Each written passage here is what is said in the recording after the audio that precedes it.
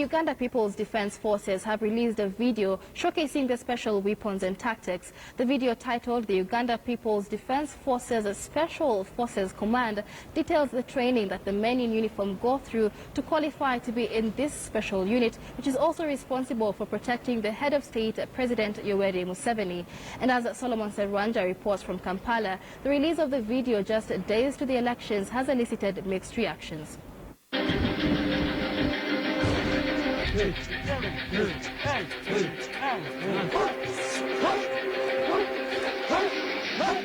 It might appear like a movie scene that you don't want to end. The manifestation of Uganda's military might, showcasing their special weapons and tactics.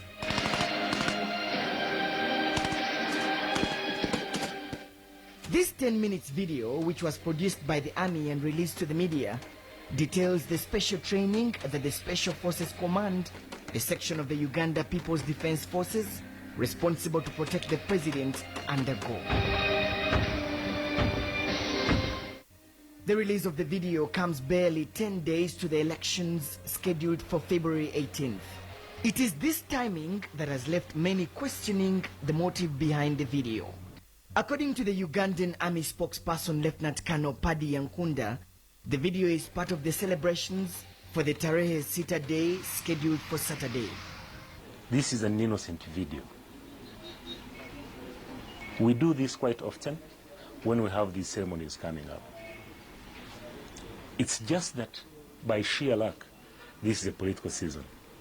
But in any case, we haven't even shown half of our capacity. The Ugandan forces celebrate the Tarehe Sita Day to recap on their successes over the years since they attacked Kabamba, which was a key military barracks during the National Resistance Army struggle.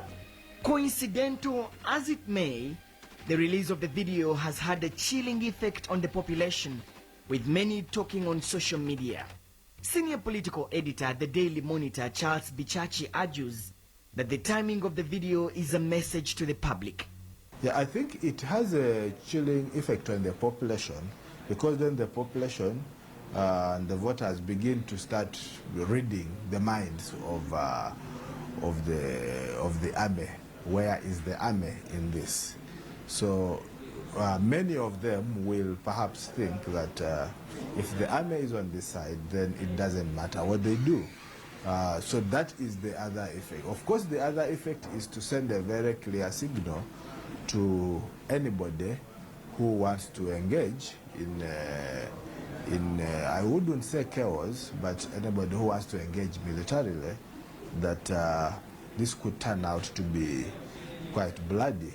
Bichachi fears that the position of the army in the electoral process may be an issue to question, considering the remarks that have earlier been made by different senior army officers. Unfortunately, while the CDF has been talking about the army ensuring that there is no chaos, the CDF also seems to be attacking the opposition about some of the things they are saying. So that then begins to point to perhaps a direction that any intervention might not necessarily be to preserve, the country's democracy, but perhaps it could be a one-sided intervention, and that would be very unfortunate.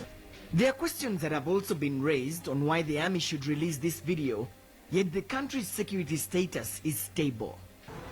Who would the SFC be fighting? Because if you look, or who should the UPDF be fighting for that matter? If you look at our neighborhood, we are not in a state of war. We were involved in the South Sudan war, and a peace accord has just been signed, and rebel leader Riek Machar was here. So I don't know whether that message is intended for Riek Machar. I doubt. Even amidst these arguments, the army says that it is ready to swing into action when called upon. Section 43 of the UPDF Act allows the military forces, if invited by the police, support them and without seeking any further authorization, perform the roles of the police. Over the past 2 months, there have been fears of possible violence Even the president has spoken about these fears. What happened in Kenya has not happened here. I can tell you this. Anybody who tries to do that will be smashed completely. Completely. He would not even remain with a trace.